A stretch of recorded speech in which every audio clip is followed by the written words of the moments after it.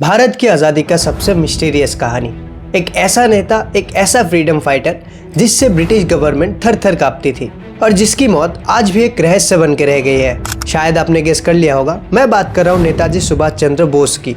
क्या बाकी उनकी मौत एक प्लेन क्रैश में हुई थी या पर्दे के पीछे कुछ और ही चल रहा था? 1940 के दशक में जब दुनिया युद्ध में जल रही थी, तब उसी आग के बीच एक भारतीय नेता ने अंग्रेजों की नींद उड़ा दी थी और वो थे हमारे नेताजी।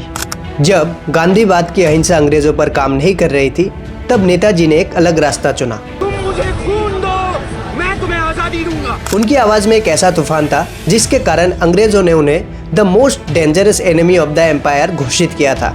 अंग्रेजों ने कई बार नेताजी को जेल में डाला, नजरबंद किया, लेकिन फिर भी उन्हें रोक नहीं पाए। सन 1941 में नेताजी अंग्रेजों के आंखों के सामने वेश बदलकर कोलकाता से फरार हुए थे।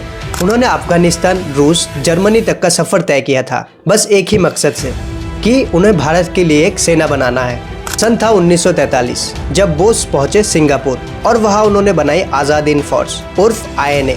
ये वो सेना थी जिसे देखकर ब्रिटिश जनरल्स के चेहरों का रंग उतर जाता था। उनके रिपोर्ट्स में ये साफ साफ लिखा था, if Bose enters with INA then British empire will collapse within weeks. मतलब अगर बोस इंडिया में INA के साथ वापस आते हैं तो इंडिया में ब्रिटिश राज एक हफ्ते में खत्म हो जाएगा। INA की जीतों ने अंग्रेजों के दिल में डर पैदा कर दिया था। बर्मा से लेकर पूर्वोत्तर भारत तक ब्रिटिश गवर्नमेंट को पहली बार समझ आया कि भारत अब फटने वाला है कि तभी उनकी खुफिया रिपोर्ट्स और लेटर्स लीक होने लगी। और तभी से शुरू हुई ये कहानी जिसने इतिहास को एक रहस्य में बदल दिया। और फिर एक दिन आता है 18 अगस्त 1945 जब जापान वॉर हार चुका था और नेताजी ने एक फैसला लिया कि वो नए प्लान के साथ भारत वापस लौटेंगे। ताइवान से एक छोटा सा एयरक्राफ्ट उड़ान भरता है।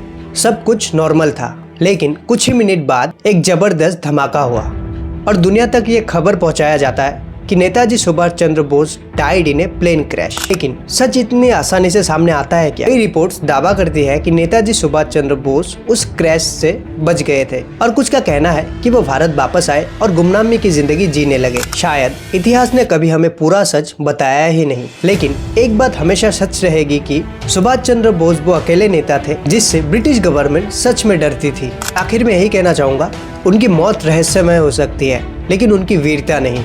नेताजी अमर थे, है और हमेशा रहेंगे।